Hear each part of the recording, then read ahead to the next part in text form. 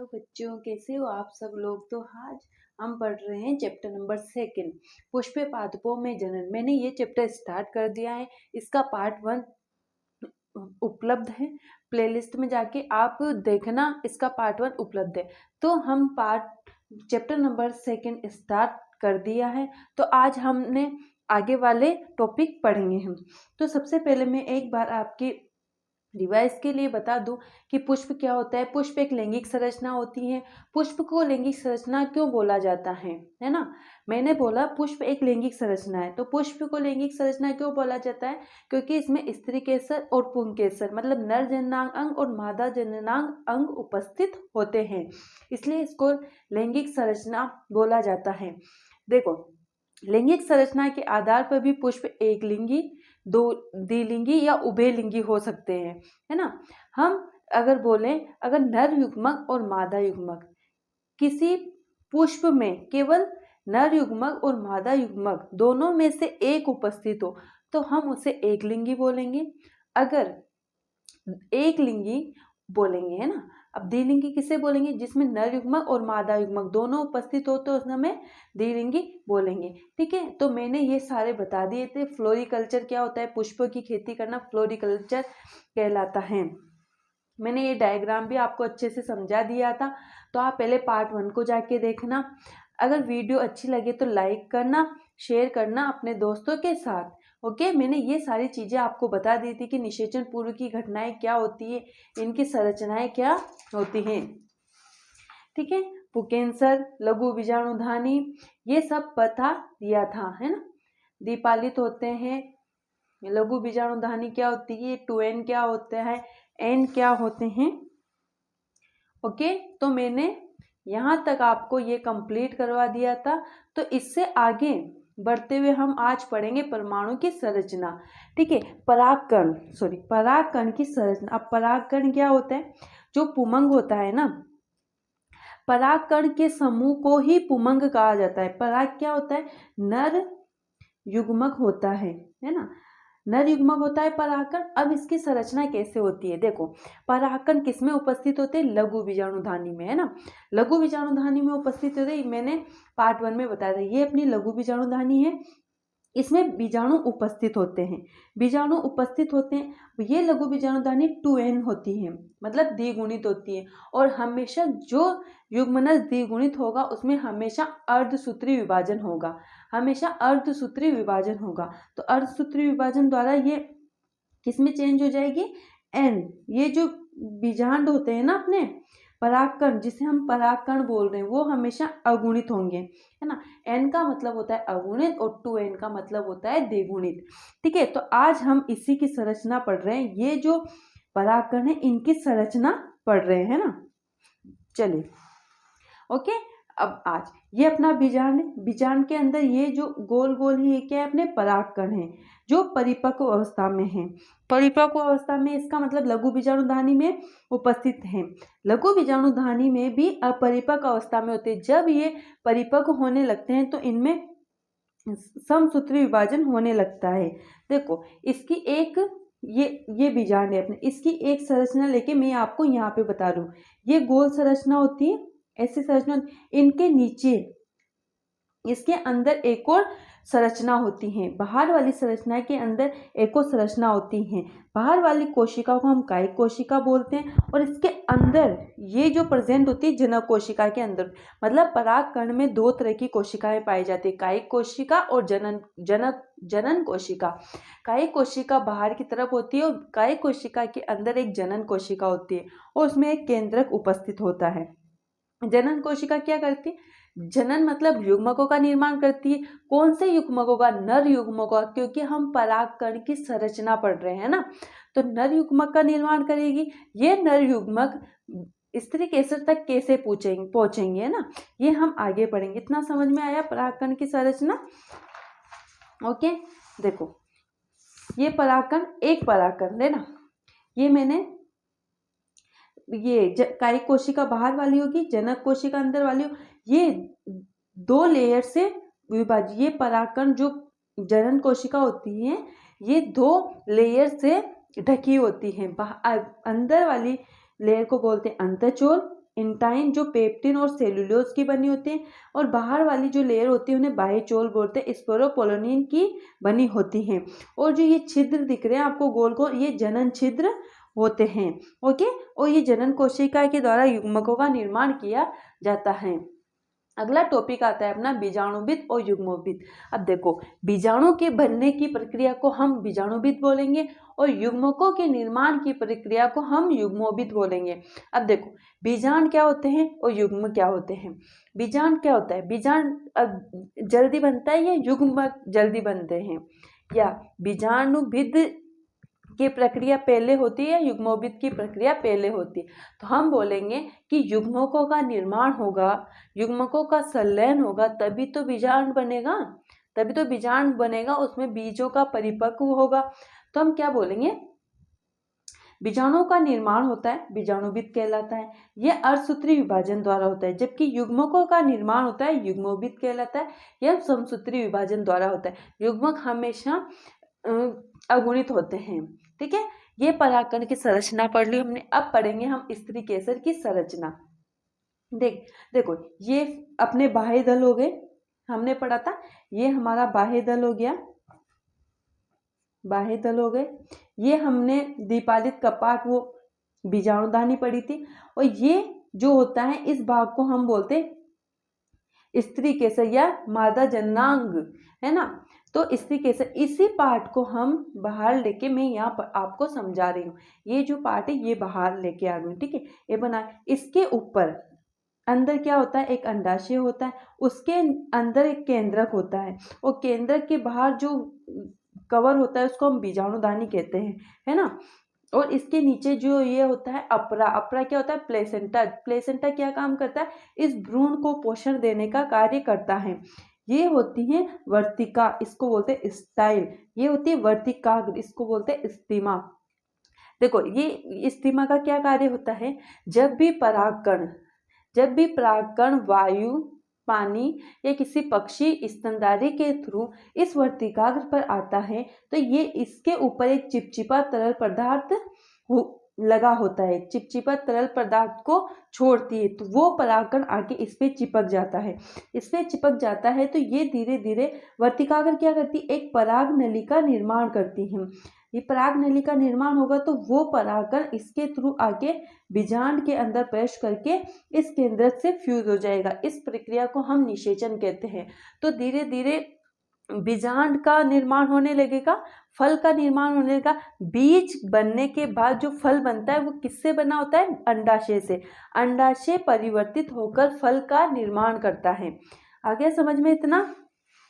अब आते हैं हमने बीजांड की संरचना।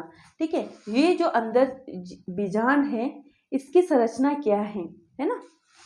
ओके, देखो, लघु बीजाणुदानी, लघु बीजाणुदानी किसकी, लघु बीजाणुदानी के अंदर क्या प्रेजेंट होते हैं, बीजांड, तो हम बोलते हैं बीजांड। ठीक है, तो ये अपना बीजांड है ना, इसके अंदर, इसके बाहर वाले कवर को हम बोलते हैं लघु बीजाणुदानी। ठीक है, ये मैंने आपको कवर करके बता रखा है। सबसे नीचे होता है अपना अपरा, ये होता है प्लेसेंटा, है ना। ये वाली चीज मैं यहाँ बता रही हूँ आपको। ये हो गया प्लेसेंटा, एक तंतु टाइप होता है जिसे बोलेंगे बीजांड व्रंत, और जिससे ये जुड़ा होता है ना। तो ये जुड़ा होता है, मैंने इसको कवर करके बताया है। ठीक है, ओके। इसके अंदर अंतःआवरण, बाह्यावरण, है ना। ये जो होता है इसको बीजांड काय बोलते हैं। इसके अंदर जो होता है वो भ्रूण कोश होता है, ये नाभिक होता है, इसको बीजांड व्रंत बोलते हैं, है ना। इसके अंदर 3 तरह की कोशिकाएं होती हैं, है ना।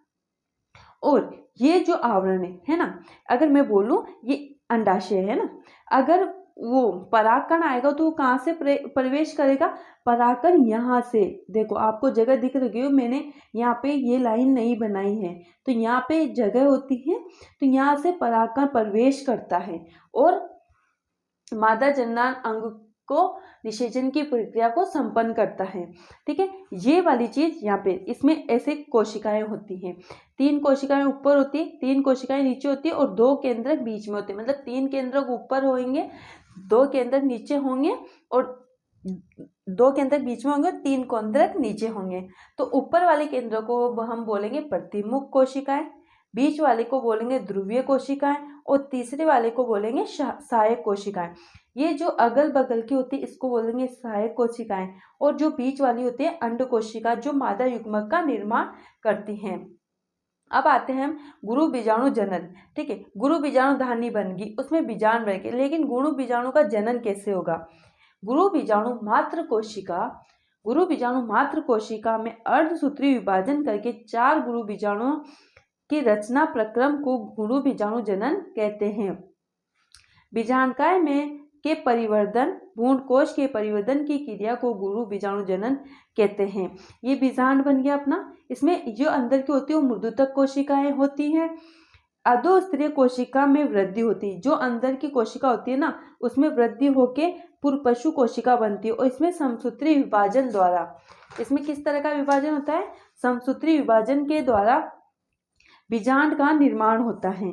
ठीक है, तो ये डायग्राम आपको बनाना है और समझना है। ठीक है, अब देखो भ्रूण कोश का निर्माण हो गया, भ्रूण कोश बन गया।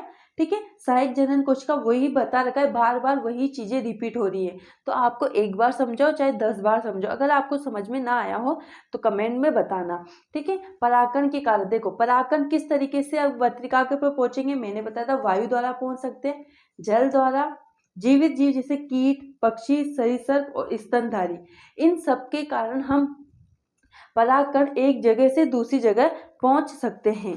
अब आता है अपना द्विनिषेचन यानी दोहरा निषेचन।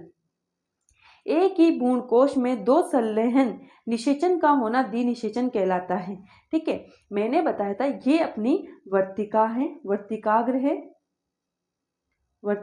है जो क्या करती है? चिपचिपे पदार्थ का स्रावण करती हैं, जिससे आके परागकण आसानी से चिपक जाता है, और ये होती है वर्तिका। ये वर्तिका क्या करती है? वर्तिका पराग नली का निर्माण करती है। ठीक है, जब भी परागकण आएगा तो तुरंत पराग नली का निर्माण होगा। पराग नली का जैसे निर्माण होगा उसके थ्रू परागकण अंदर आएगा, और यहाँ पे 3 कोशिका है, मैंने इसे बताया था आपको, ये संरचना ऐसी है ना। यहाँ पे 3 कोशिका है, यहाँ पे 2 केंद्रक हैं और यहाँ पे भी 3 केंद्रक हैं, है ना। ये 2 केंद्रक है, 3। जैसे ही परागकण यहाँ आएगा तो ये जनन कोशिका थी, ये अगल और बगल वाली हमने सहायक कोशिका बताई थी। ठीक है, अगल और बगल वाली मैंने सहायक कोशिका बताई थी। ये जो बीच वाली है ये जनन कोशिका है। जैसे ही परागकण आएगा इस जनन कोशिका से फ्यूज होगा, दूसरा परागकण इस जनन कोशिका से फ्यूज होगा, तो ये क्या हो गया? इसको बोलेंगे हम त्रिसंलयन, और इसको बोलेंगे द्विसंलयन। ठीक है, तो उसी प्रकार से है 2 केंद्रक के साथ फ्यूज होना। 2 तो केंद्रक हो गया और एक नरयुग्मक का केंद्रक हो गया, तो कितने केंद्रक हो गए? 3 केंद्रक हो गए। जब 3 केंद्रक होंगे तो उनको हम बोलेंगे त्रिसंलयन, और जब 2 केंद्रक होंगे तो उसको बोलेंगे हम द्विसंलयन। ठीक है, ये सब कुछ पढ़ा रखा है मैंने। ये अंडाशय है, पराग नलिका, ये जो अगल बगल वाली है सहायक कोशिका, इसको द्विसंलयन कहते हैं, भ्रूण का निर्माण होगा, और ये बीच में जो केंद्र फ्यूज होगा उसको त्रिसंलयन कहते हैं। ये द्वितीय केंद्रक होगा, इससे जब परागकण फ्यूज होगा तो उसको त्रिसंलयन कहेंगे, और इससे जब परागकण फ्यूज होगा तो उसको हम द्विसंलयन कहेंगे। एक परागण में 2 नरयुग्मक होते हैं। ठीक है, तो कंफ्यूजन नहीं होना है कि ये 2 नरयुग्मक कहाँ से आ गए, तो एक परागकण में हमेशा 2 नरयुग्मक होते हैं। एक नरयुग्मक तथा द्वितीय केंद्र के मिलने को त्रिसंलयन कहते हैं। ये बीच वाला जो द्वितीय केंद्र को मिलने को हम त्रिसंलयन कहते हैं। निषेचन के पश्चात अंडाशय विकसित होकर फल में परिवर्तित हो जाता है। ठीक है, अब पुष्प पादपों में लैंगिक जनन। पुष्प पादपों में सभी आवर्तबीजी पादप किसे कहेंगे? जिसके ऊपर बीजांड जैसे बीज के ऊपर कवर हो। जैसे मैं बोलूं, जैसे हमारा देखो कोई सा भी फल ले लो, जिसका बीज ढका हो, जिसे हम बाहर से उसके बीज को नहीं देख सकते, है ना, तो वो आवर्तबीजी पादप कहलाएंगे। सभी आवर्तबीजी पादपों में लैंगिक जनन होता है। पादपों में जनन प्रवस्था पुष्पन के द्वारा ही प्रदर्शित होता है। पादप जैसे ही अपनी कायिक प्रवस्था पूरा कर जनन अवस्था में प्रवेश करते हैं तो पादप में सबसे पहले पुष्पकर्म का निर्माण होता है। पुष्पकर्म मतलब पुष्प की कलिकाएं पुष्प अक्ष पर पुष्पों की व्यवस्था करना पुष्प कर्म कहलाता है। फिर धीरे धीरे पुष्प कलिकाएं बनती हैं और ये पुष्प कलिकाएं एक एक जुड़ के पुष्प का निर्माण करती हैं। पुष्प अक्ष या पुष्पावली वृंत पर पुष्पों की व्यवस्था को पुष्प कर्म कहते हैं। जैसे ही पादप कायिक अवस्था से प्रजनन अवस्था में प्रवेश करता है तो पत्तियों का विभजोतक पुष्प विभजोतक, जिसे फ्लोरल पाइमोडिया कहते हैं, में बदल जाता है। ये सारे विभजोतक हम 9th क्लास में पढ़ चुके हैं। तो लैंगिक जनन में भी एक तरह का विभजोतक ही कार्य करता है। इस दौरान होने वाले हार्मोनल एवं संरचनात्मक परिवर्तनों से पुष्प का निर्माण होता है और यही डायग्राम हमें बनाना है। क्या होता है कि यही डायग्राम हमें बनाना है। अगर ये डायग्राम समझ में ना आए हो तो आप कमेंट में लिख के देना, मैं आपको दोबारा समझा दूंगी। अब आता है अपना असंजनन और बहुगुणता। देखो, असंजनन किसे कहते हैं? बिना निषेचन के बीज का बनना। जब हमने तो निषेचन की प्रक्रिया पढ़ रही थे, उसमें नर युग्मक आ रहा था। नर युग्मक परागकण, मादा युग्मक अंडाशय या अंड में उपस्थित नर जनन कोशिकाओं में निषेचन की क्रिया द्वारा हो रहा था। लेकिन असंजनन में बिना निषेचन के बीज का बनना असंजनन कहलाता है।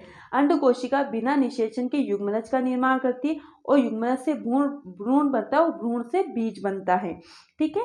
अब बहुगुणता क्या होती है? बीजांडकाय की कोशिका विभाजित होकर एक से अधिक संख्या में बीजों का निर्माण करती बहुगुणता कहलाती। देखो, बीजांडकाय क्या हो गया? ये हो गया है ना। यहाँ पे 3 कोशिकाएं हैं, ये 3 कोशिकाएं, इसमें 2 केंद्रक हैं और यहाँ पे भी 3 कोशिकाएं हैं ना। तो ये बीजांडकाय क्या हो गया? ये अंदर वाला जो भाग होता है इसको बीजांडकाय बोलेंगे।